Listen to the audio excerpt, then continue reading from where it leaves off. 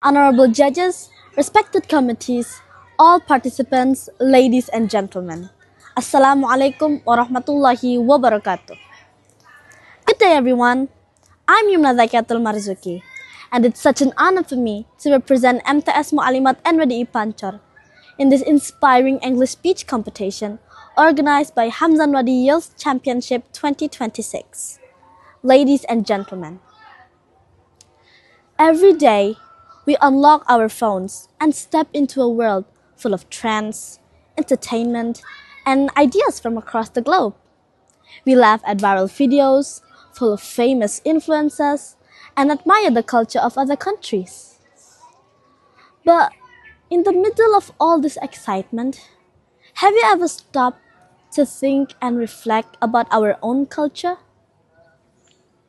Have you ever asked about why batik is more than just a piece of clothing, but a symbol of Indonesian identity? Have you ever asked about why gendang belek, presean, and songket weaving are more than just traditions, but precious treasures that shape the identity, pride, and spirit of Sasak people of Lombok? Because of the importance of this issue, today I would like to talk about keeping our culture alive in the digital age. Ladies and gentlemen, before going further, let us first understand what culture truly means. Culture is not only about traditional clothes, dances, music, or ceremonies. It is beyond than that.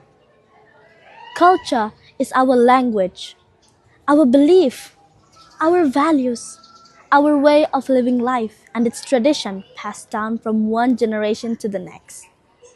In other words, culture is the identity of a person.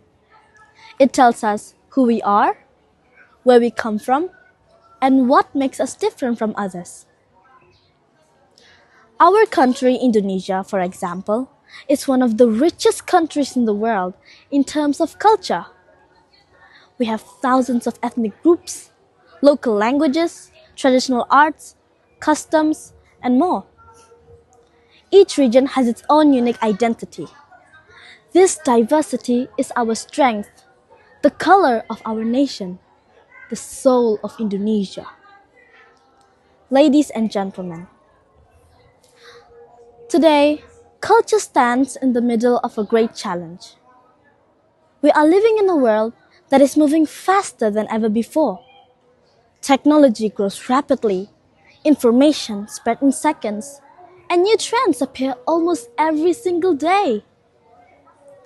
In such a world we live in, culture is no longer standing in a safe place. It is facing great pressure from global influence, modern lifestyle, and global lifestyle trends. What we are witnessing today is that many Indonesian young people knows more about boba, sushi, mixu, burger than about their own local food and drinks, such as pelecing kangkung, ayam taliwang, sate rembiga, beberok, and so on. They are quick to follow international fashion, global music, and foreign celebrities. They even proudly wear Korean-styled outfits, listen to K-pop and international pop songs, and admire foreign celebrities and global brands. But at the same time, they know very, very little about their own cultural heritage. Some may not understand the beauty of presean or songket weaving or the traditional value of gendang belek in Sasak tradition.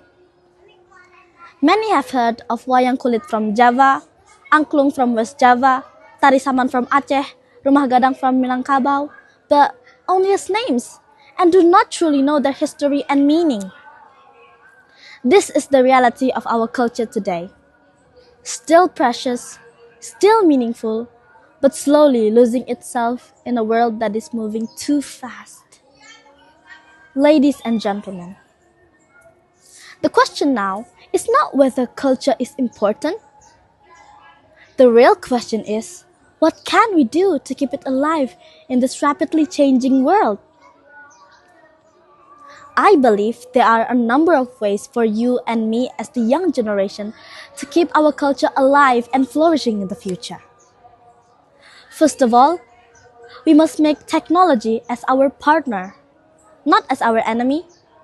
Social media, for instance, can be used to introduce traditional dance, local food, traditional music, and local wisdom.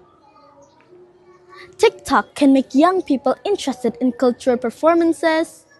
Instagram can promote traditional clothing and local crafts. And YouTube can document endangered languages, oral traditions, and community rituals. In other words, we can use technology to help culture survive. Second, we must learn, practice our culture in daily lives. Preserving culture does not always require big actions. It starts with small but meaningful steps in our everyday lives.